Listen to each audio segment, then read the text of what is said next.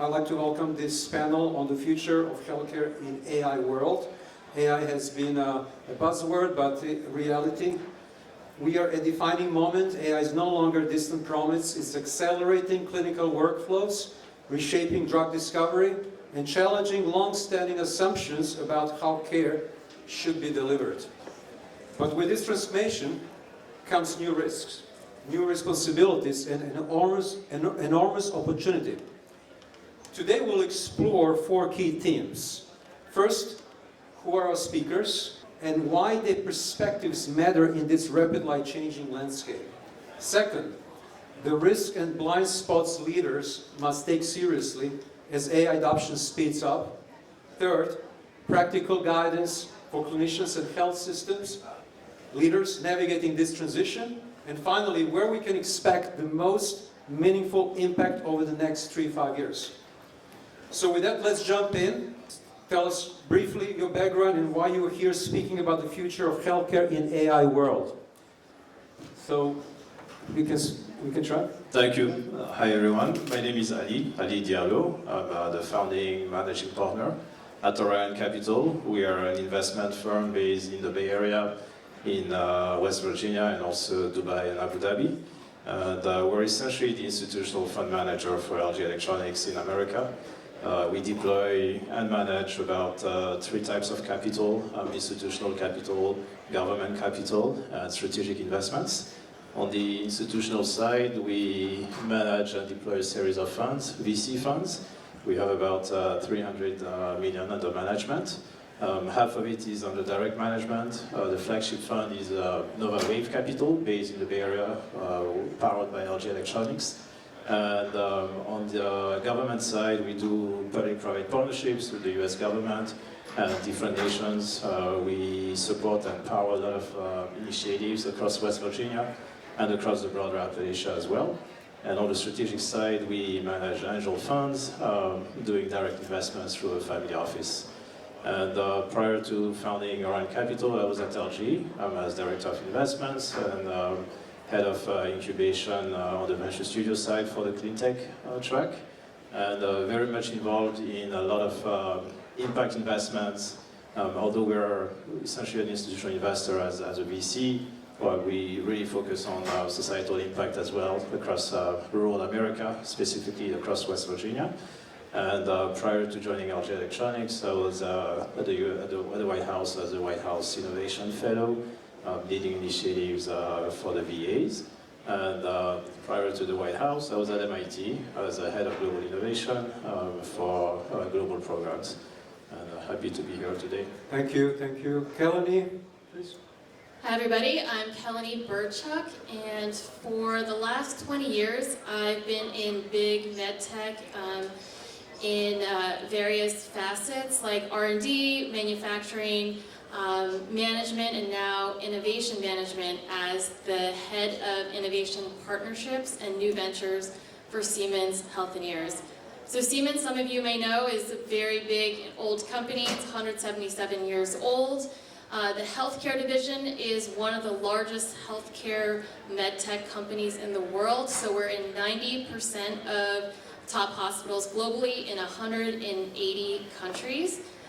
70% of all clinical decisions that are made in a hospital use the technology that we produce. So that's medical imaging, like MR, CT, it's laboratory testing, therapies like cath labs and surgical ORs, and cancer therapy through our Varian business. And with those technologies, we have about 3 billion patient touch points every year. And that results in a lot of data created. So we have a data lake of 2 billion touch points we use to produce AI innovation. We have 1,100 patents in machine learning and deep learning. So, innovation is not new to Siemens, and that's the view that I bring. I also have a passion about the human side of healthcare, so beyond the equipment. And at Siemens, I've been working on how we can use technology to solve the labor shortage, the crisis that's happening in healthcare in every single country today. Thanks. Thank you, Matt. Good afternoon. Matt Kahnweiser with IBM. I won't go into who IBM is because hopefully you've heard of it. Very heavily involved in AI and quantum systems, especially around healthcare and patient studies and drug research, personally as well as a company. And the reason why I'm here, very specifically, is because this topic means a lot to me. A lot to me personally and a lot to my family. The issues of AI governance and ethics and the issues of the ability to provide rapid care and rapid diagnosis is incredibly vital and increasing so. I have actually been a victim of AI in healthcare this year. I might end up telling that story, we'll see if we get to it. But it's funny because I listen to a lot of people talking about this, and every time I hear somebody make an assertion about the way to use AI in healthcare or drug research or something else, I'm like, well, that's wrong.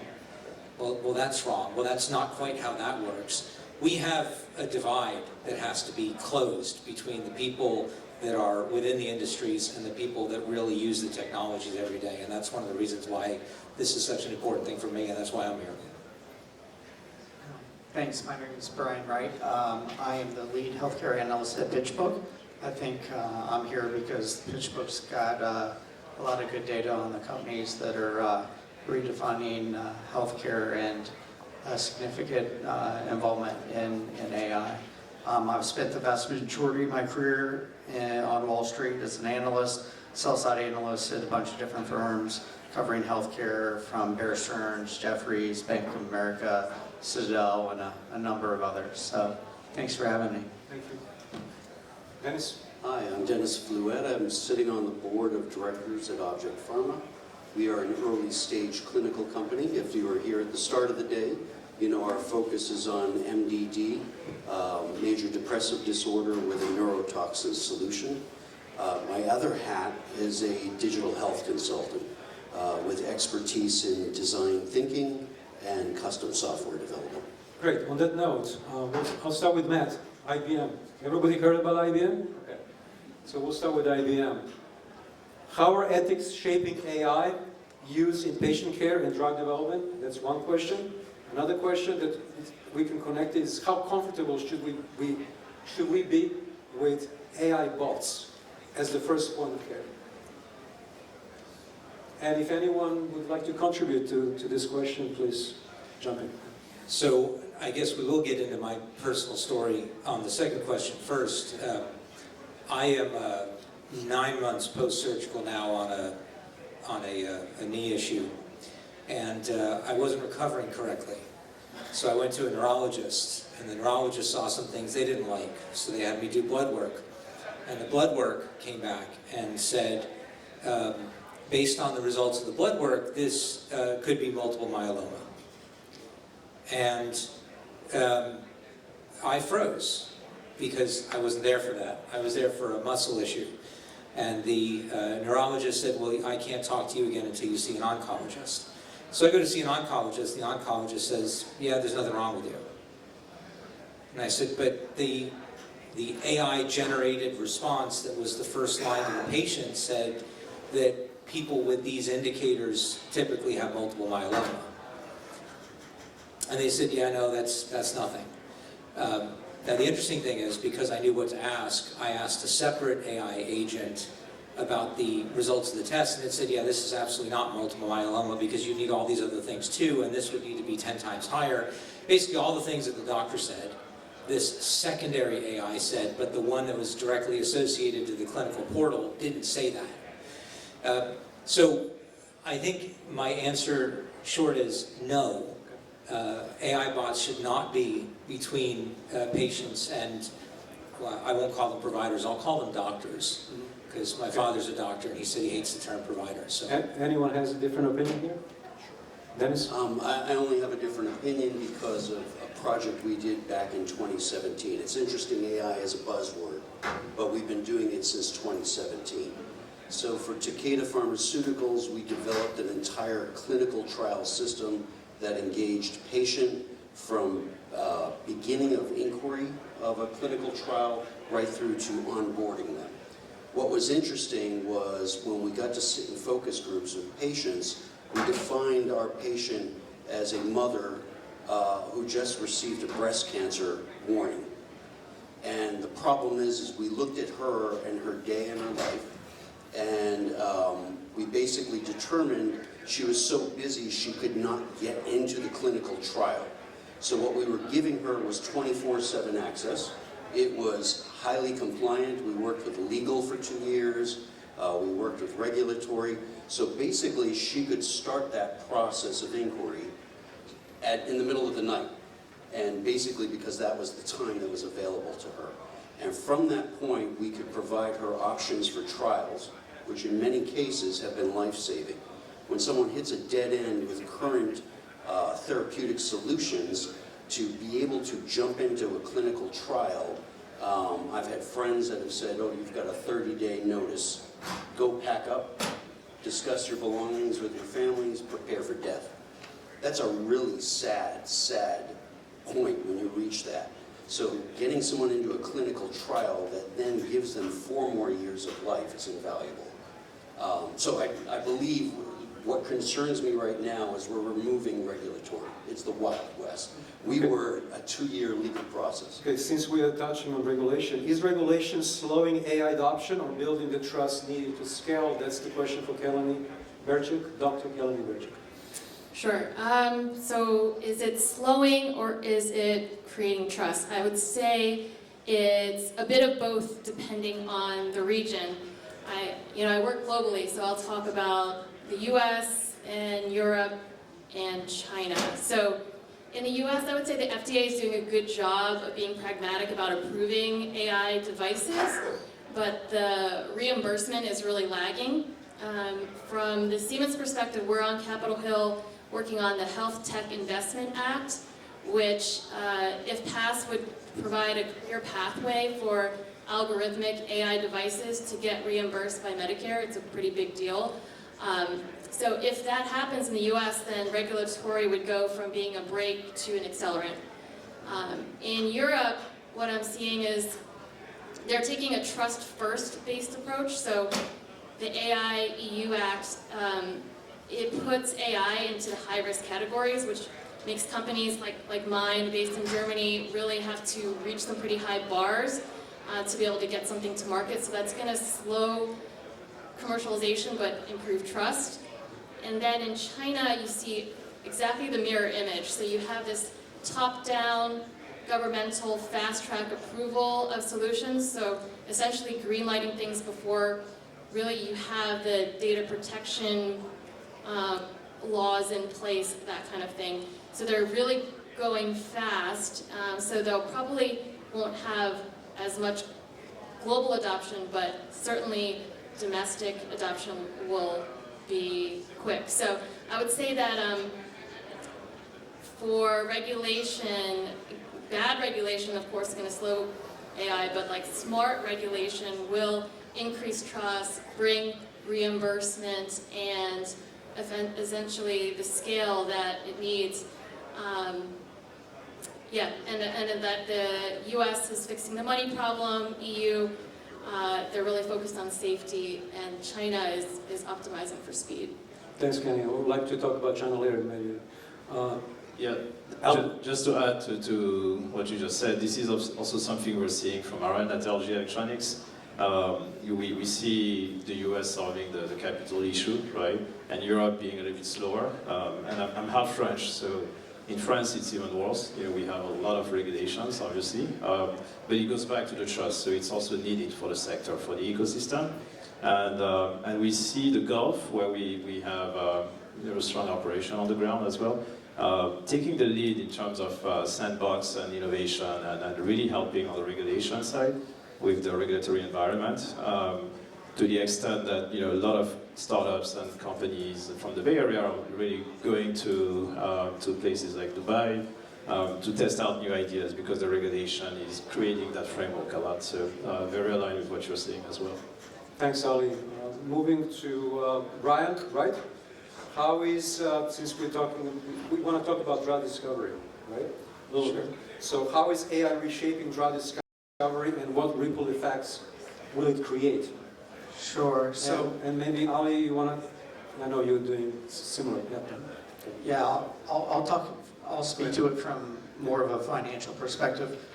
I'm not a scientist, so getting into the details on virtual cell models and things of that nature, probably not the best person. But from a business perspective, there are some early studies that I think are very encouraging. Again, the N is small, so it's too early to be definitive. But there are some early studies that show clinical trial success rates being materially improved with AI native assets. So traditionally, improving, going from phase 1 to phase 2, typical approval rates 52%.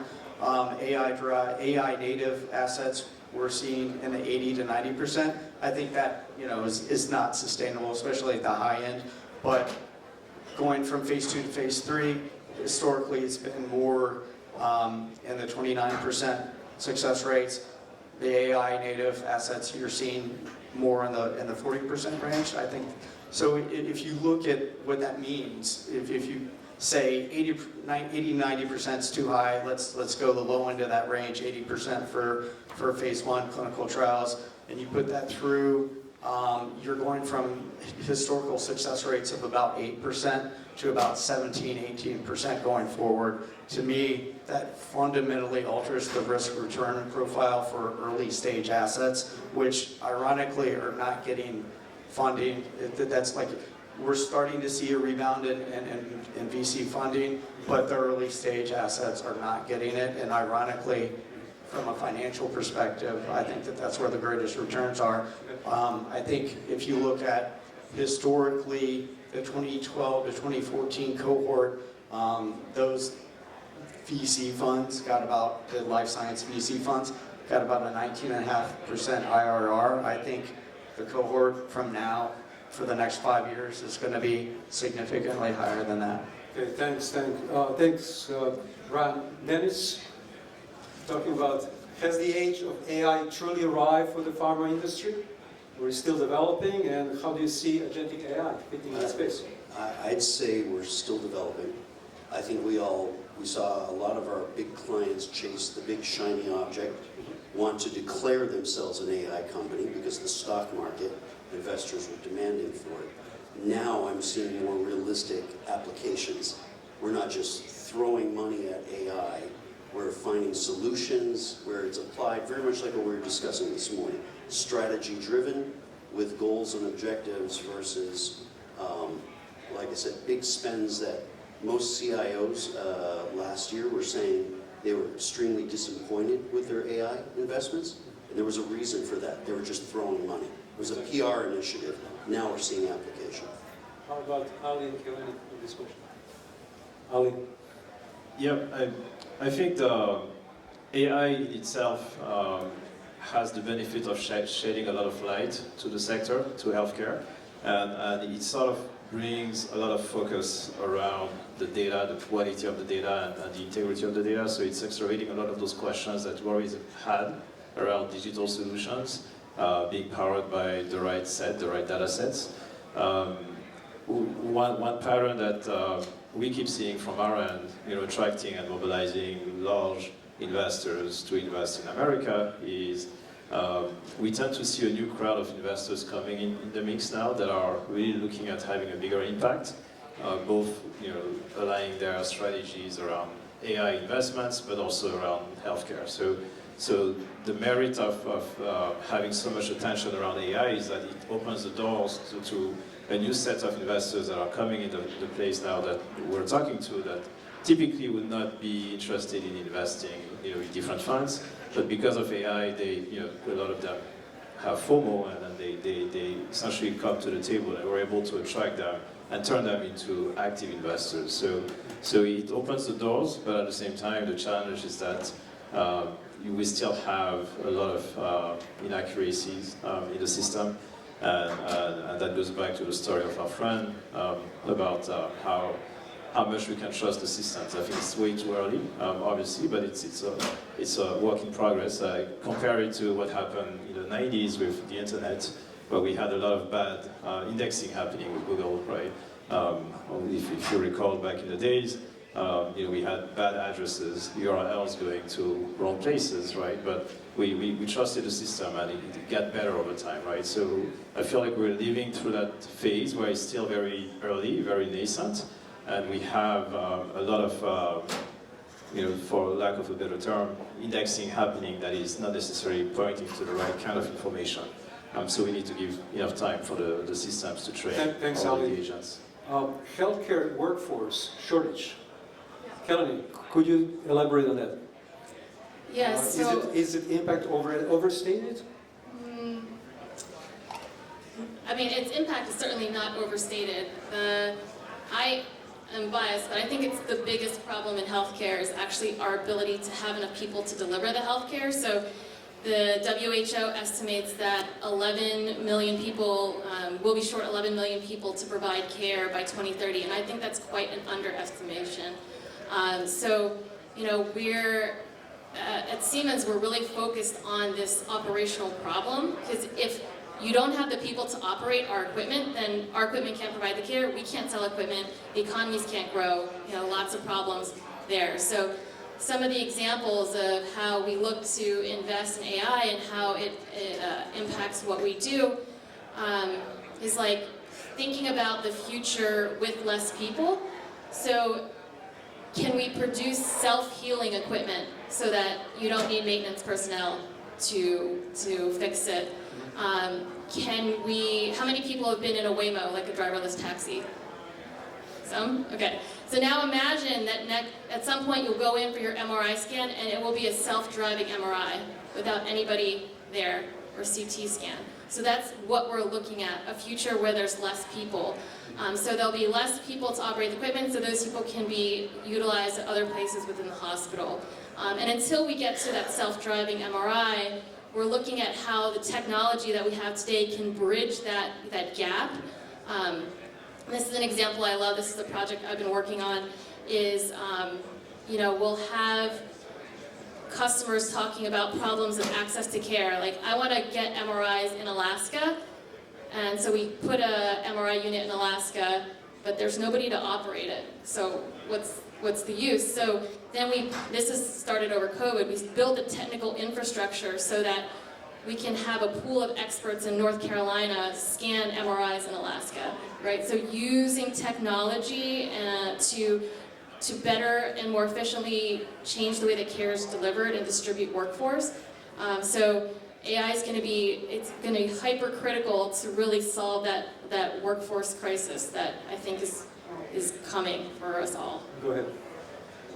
So it's interesting you use that example because MRIs are a horrifying thing to me to be autonomous.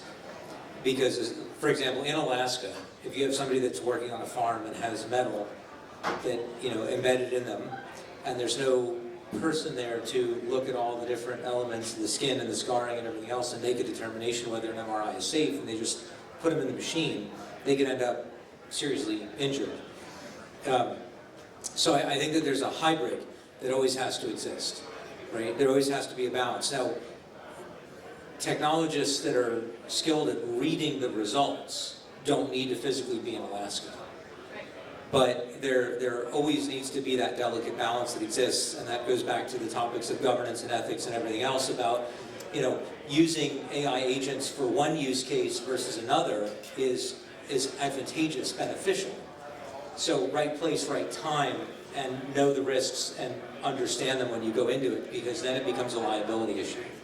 And we need to think about these things. We just do. It's not a great conversation, it's not fun, but we need to think about it. Let's stay on this topic. What advice would you give clinicians and health system leaders navigating this AI transition? I think both of you could talk about it.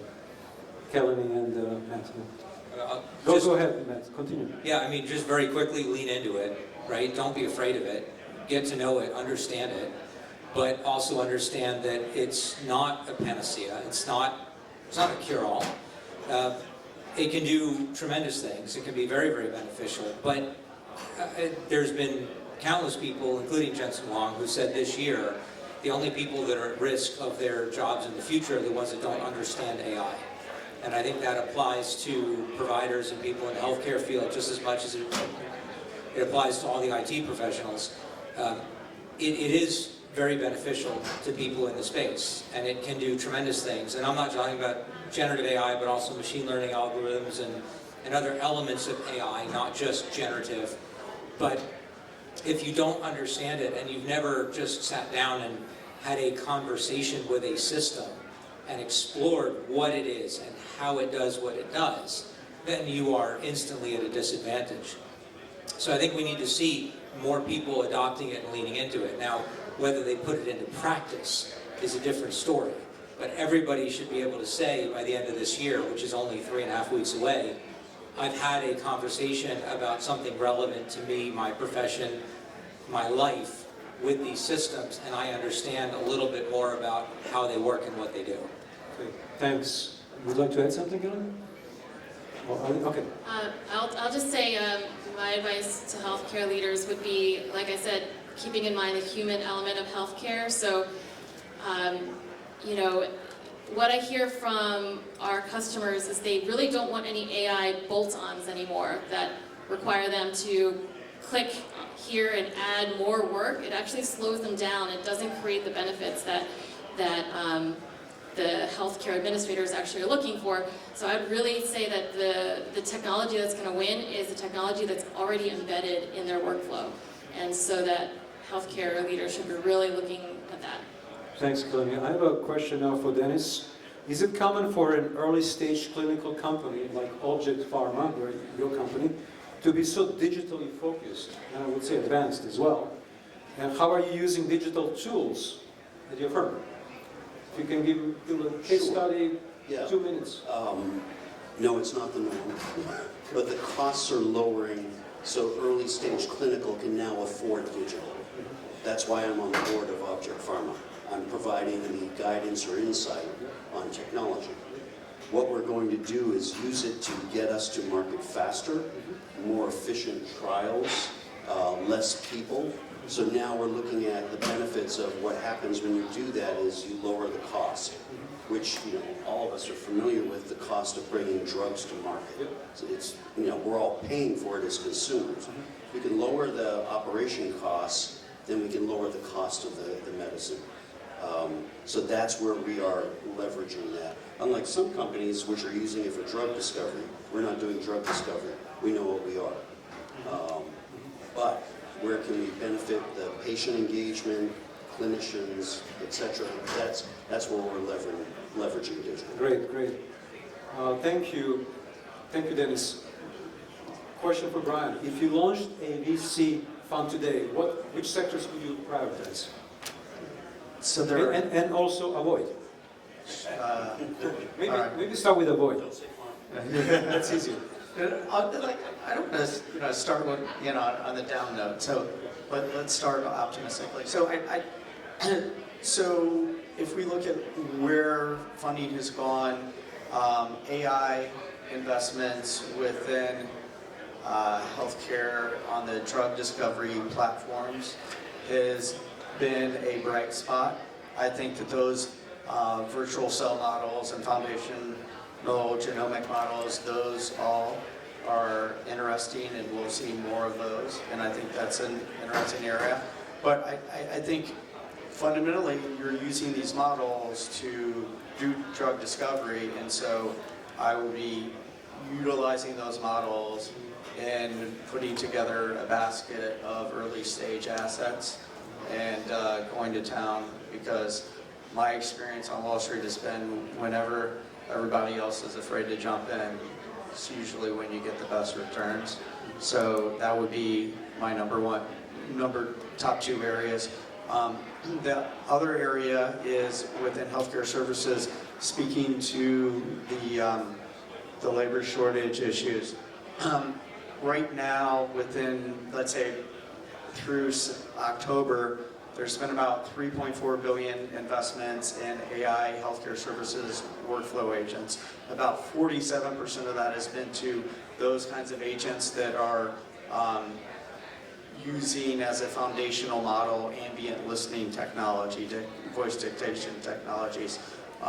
So that's an area that I think is going to continue to evolve. I think it's a foundational technology within the provider side of the workflows. So you think about it, you have provider workflows, you have payer workflows, and then sometimes you've got this murky area in between with like prior authorizations, value-based care, and those kinds of workflows. But if you think about just like provider-based workflows, that ambient listening technology is, I think, a critical foundational technology that adds a tremendous amount of value. I think that's going to evolve. Right now, the focus is just listening, but it's also in the future going to listen for the tone of your voice, right? It's going to listen for environmental data, right? Are you wheezing? Like those kinds of things. You're referring to alternative data, to extract alpha. Absolutely. And then additionally, there are like ambient like technologies where in this surgical room, right, they optically take the notes, right? And so taking optical cues. So right now we're listening. In the future, it's going to evolve to looking and taking optic cues, and that will all be pulled in and created a very interesting unstructured data set that I think will potentially rival the EHR systems. We'd like to talk a little bit more about unstructured data a little bit, but Kelly, let's talk about diagnostics. Will diagnostics eventually be automated enough to make radiologists or pathologists optional, redundant? No, I think to some of the other speakers today, the human in the loop is always going to be important, to your point. You know, like, even though there's 1,000 AI devices approved globally that can maybe do a breast cancer read or a lung nodule read the same or better than a radiologist, you're still going to have the regulators who want that diagnostic stamp from a human, and for liability reasons as well. So, you know, the AI is going to be super important in radiology, and it's been like the first area of healthcare other than scribing. I think that's really coming in, but it's going to come in to take and absorb some of the issues with this huge labor shortage. So it'll be like a triage for a first triage, so that the radiologist, for example, can focus on like the really important work they have to focus on. So yeah, I don't think it'll replace. Okay, Ali, do you have any? No, I agree. I think we should look at AI as an enabler as opposed to replacing the human interaction. And I would be careful about really trusting our lives entirely to systems and computers, right? They are enablers. That's very important. It's almost like flying a plane. We still have the autopilot function, but we do have two people in the cockpit. So I think it would be hard for any sovereign nation to really pass laws that remove all human interaction. We're not there yet, and I don't think we should get there.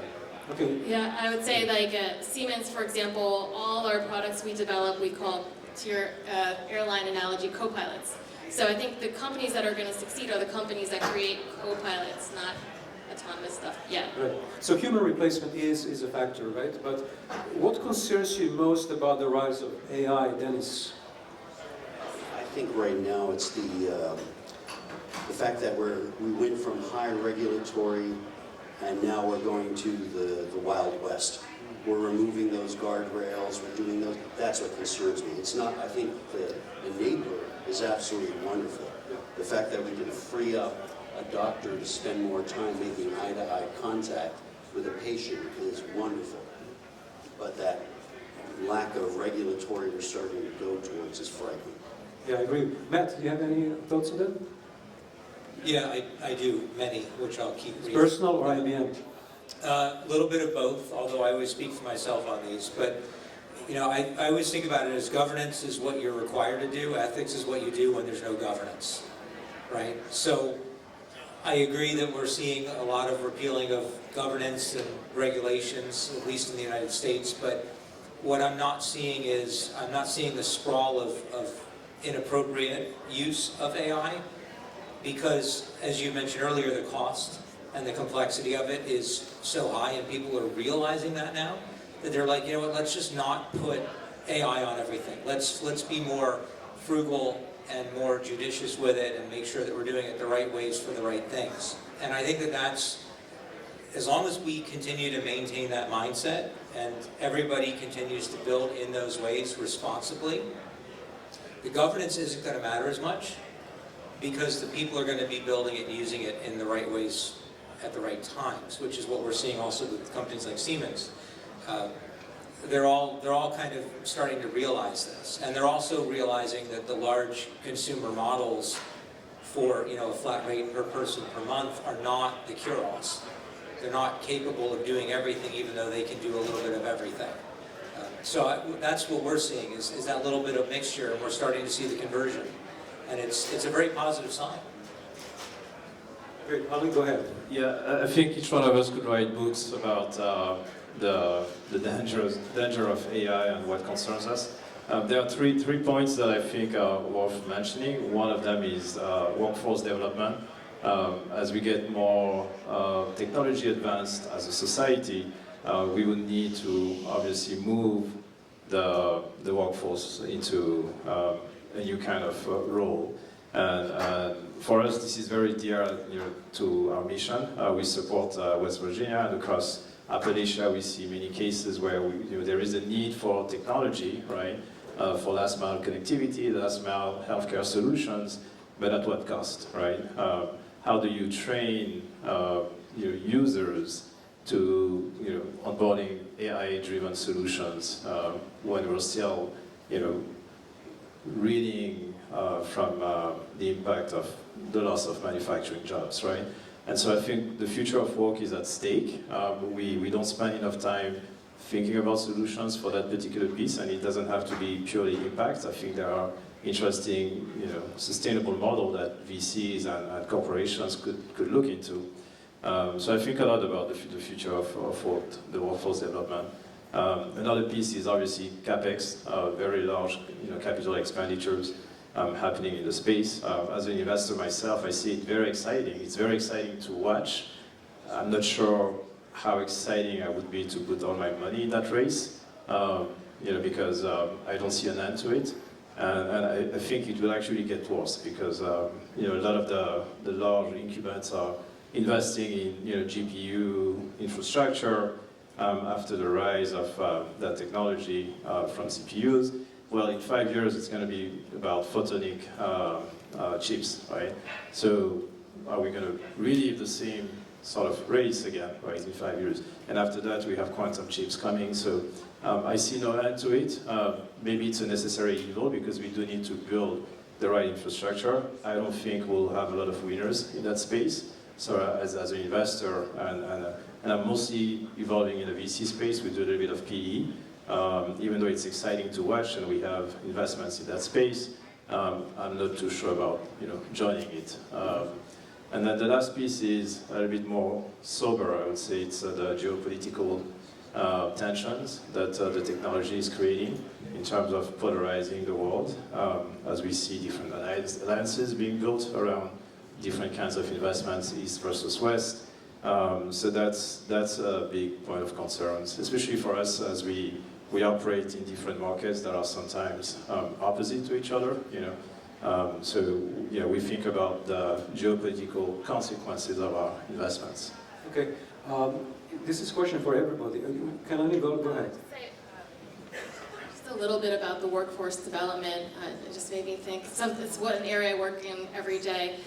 So next month I'll be going to Cairo to bring some AI startups there, because the government wants to be able to go from 0 to 1 with a lot of these healthcare services that they don't have in Middle East and Africa.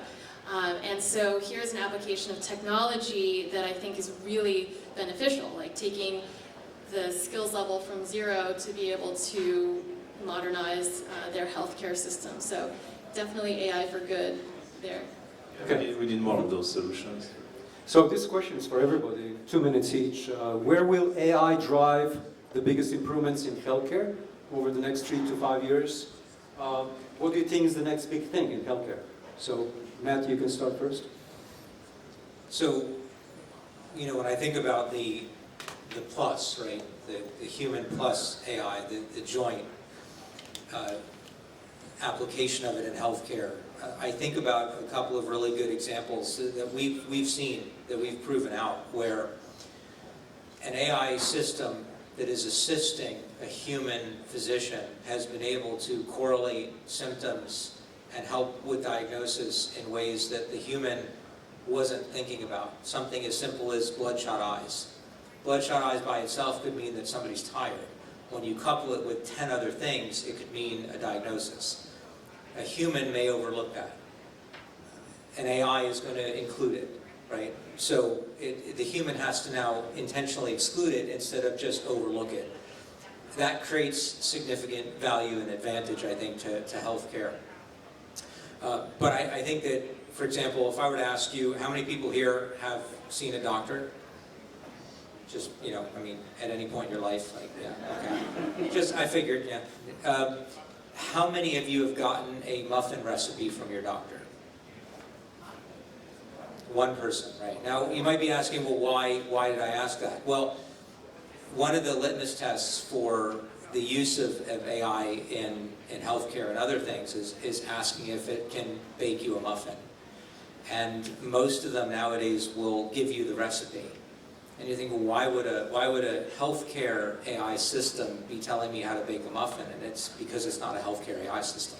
It's because it's a generally trained AI system that's generic, and you just happen to be asking it healthcare questions, and the second you ask it anything else, it's going to go completely off the reservation. So the future of this is we need highly specific AI that won't go off the reservation, that won't tell you how to bake a muffin and then diagnose a patient with you. We need to understand that there needs to be a very deliberate application of AI, and that needs to be a union of human and AI in order to not only be successful, but ultimately give us the outcomes that we'd like, which is rapid diagnosis, better patient care, greater access to services and resources, and all the other things that we hope to see out of the system. So that's where I think it needs to go. We need the adoption, we need the union, we need to understand that AI can give us some of those advantages, but we also need to understand that we need hyper-specific systems designed for the things that we're using them for, and not just generally trained systems. Thanks, Matt. How about Dennis? I'm going to say in a clinical space that the AI is going to help our industry in one of the most problematic areas, which is recruitment for clinical trials. The challenge in oncology is you don't know if the patient is so far off that the medicine can't help them. But in a space like our own, we could be scanning EHR and identifying patients that, one, have the symptoms we need, and two, are willing to be recruited. The one word I didn't hear today that I'll still stress is blockchain is coming back. That's another topic we can talk Okay. after this question. Brian? What do you think in the next? Yeah, what's the next big thing in healthcare? Yeah, just from your business point of view. Yeah, just being a little bit redundant here, but you know, I think AI and drug discovery and then the healthcare services. One area where I a little bit disagree with in the terms of the impact on employment. I do think that there's a lot of administrative functions that are going to be eliminated, and hospitals over the next several years are going to be under reimbursement pressures, and we're starting to see, it's hard to, you know, correlate those specifically to AI, but I think that these workflow agents, which are highly specific functions, will reduce administrative employment within healthcare. Okay. Great. Blockchain and alternative data I like to ask at the end, but for Kelly, if AI is so transformative, why don't we see major cost savings yet? And what's the real blocker? I would say it's definitely not the AI itself, it's organizational, right? You know, hospitals, they struggle with the data. So if you look at like the plumbing of getting these AI models, you have data, as you know, all over the place in EHRs with payers and imaging devices. So pulling that data together is expensive and fragile, and I think some of the cost savings that are promised get kind of caught up in there.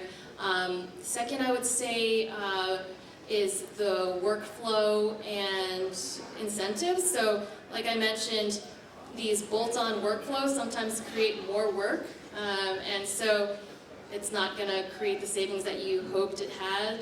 And then the incentives, I think, was mentioned already today. So if you have an AI startup that essentially comes in and says, we're going to save you on these procedures, it creates a revenue problem for the hospital. But lastly, and I think the biggest thing, is actually the ability, while we don't see impact, is the ability for hospitals to actually manage that change and change care pathways, right? I'll cite an example, like to be able to retrain everyone and get that value is not like a small thing to rework a whole hospital system. So we kicked off a project this year with the government of Alberta, Canada. It's an 8-year, $850 million project for Siemens to come and help them redo cancer care pathway for their 5 million Albertans in their province. So that's the size and scale that you need to really like create change. Yeah, it's fascinating. Ali, can you? Yeah. 2 questions. So maybe you upgrade, talk about the same question, and then Sure. what do you see in the next 5 years? Well, I would say I agree. Cost is a big issue, and also there is a knowledge gap in the industry, in the healthcare industry. Actually, almost every industry these days. AI is such a buzzword. We don't fully understand it in layman terms in order to really monetize it the right way. When you think about the different models we use, some of them are actually here in the US. Most of them are closed. They are not open source, right? And there could be some impact on how we sort of train the models we use, right? And so getting really informed on the technology that we're using can help us find better sustainable business models. In terms of where I think this is heading, I would look at a macro level and see the opportunity to leverage this buzzword, right? AI is such a magnet, it attracts a lot of stakeholders, and I think that's where we would all benefit as an industry, because we would have more investors, more investments, more resources coming to the table just because it is quote-unquote AI, right? And so it will be up to us to really sort of decipher that and make good use of that sort of new attraction. So we should leverage this opportunity. And we see it firsthand. We have new investors coming, as I mentioned, we have new corporations. A lot of them don't really know what they're looking for, but because it is quote-unquote AI and healthcare, they want to have an impact and make money. So we're sort of educating a new breed of stakeholders that are coming to the table. Great, thanks. So here, this is a question for both Dennis and Brian. What are your thoughts on blockchain and where it actually adds value in healthcare or biotech for you? And then alternative data, same question. Where is alternative data bringing value? We were doing a lot of high-profile blockchain projects between 2017 and 2019. For the pharmaceutical company, we were looking at data integrity. We could go to the FDA and show them something that basically the data had been accurate and protected.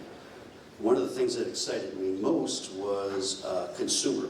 Imagine as consumer control, we have control of our healthcare data and we can make money off of that. So instead of us feeling used or abused in our data, we could actually use that to our benefit. One of the challenges were we would do these innovative initiatives on blockchain, and the minute we got into implementation, projects shut down. Executives were afraid of the cost of data centers and scaling. I think what AI has done is gotten us all past that, so I see blockchain coming back. Wonderful. And let's talk about unstructured data. Okay, sure. I think that's what you like to talk from. Well, yeah. So a little bit about the scribes, because so the scribes have got a decent amount of funding, and it's kind of interesting. There's this saga because they compete within an ecosystem that's dominated by the major EHR systems, so Epic, Oracle's, Cerner, and a handful of others, but those are the two biggest ones.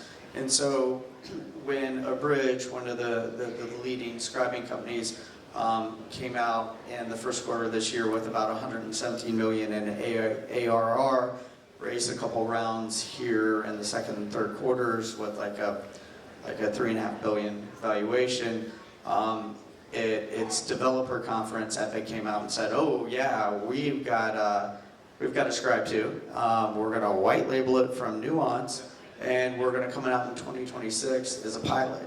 And you know, it's like I think there's two dynamics that are going on there. I think the first is like, okay, we want to freeze the market so nobody makes any decisions, and the uptake and the scribing technology holds for them to come out with a competitive product. But I think that there's more to it than that, and I think in an unstructured world, you think about the AI scribes bolting on RCM capabilities, administrative workflows, voice agents with dealing with the front office and scheduling and prior authorizations. That's a whole tech stack that lives within an EHR. I think that ultimately that evolves to an unstructured data set that's a next generation AI native EHR system that is a direct competitive threat to the oligopolies in the EHR market. Yeah, fully agree. So let's put icing on the cake. Is AI in healthcare a temporary hype cycle or long-term market shift? So each one of you, 1 minute. I'll go first. The answer is no. It's not just healthcare. I think we're really at a nexus. We're not coming back.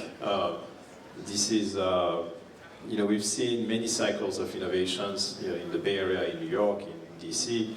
This one feels different.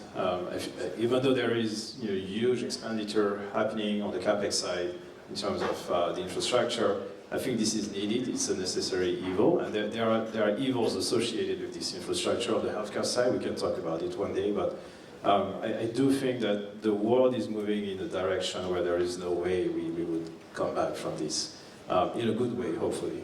So AI is here to stay, and the sooner we all learn to adapt to that new technology, the better we know how to really monetize it and leverage it for impact.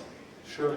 I have one more question after this, but quickly, 1 minute each. I'll just say it's absolutely a structural shift. In the last year, 2/3 of healthcare providers are saying that they've already started to adopt some level of AI, and that they're increasing their budgets to be ready for it. The reason why is purely economic. Some of the things we talked about here, the shortage of workforce, 40% of hospitals operate at a loss, so those razor-thin margins, and then just more people to care for and less people to do so, more disease to manage. It all points to AI, so it's going to be definitely a structural shift and here to stay. Matt, you have 2 hours. So AI has been in use in healthcare for decades, right? So, but not generative AI, machine learning, deep learning, it's been in use. So it's not a hype cycle. Large language models might be more of a hype cycle because we're seeing world models, and we're seeing small language models, and we're seeing other things emerge that are far more functional and more accurate than large language models, and more efficient from a cost perspective. We talked about GPUs earlier.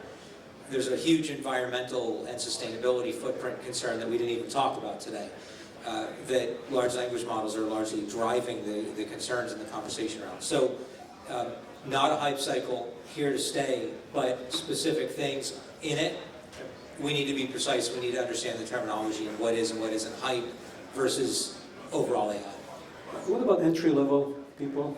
Is it students who are graduating? What do you think about that? Is it how effective are they? So it's a full circle issue, right? So there was a dip where anybody with comp sci was not finding jobs. Now people are realizing that AI is far more complicated than they thought, and now all those people that were being pushed aside are now being brought into the mainstream as long as they're getting on the curve. right? So I think that the markets will recover, but I think that they're going to change. Yeah. Same questions, both of you, Dennis and Brian. And we will conclude because we have to move on the panel. It was a great discussion. I think Matt hit it on the head. You know, I think the beautiful thing about AI in healthcare, it's very specific, right? And it's very functionally oriented versus trying to be everything to everyone. And I think that that's why it's going to be more successful than other sectors.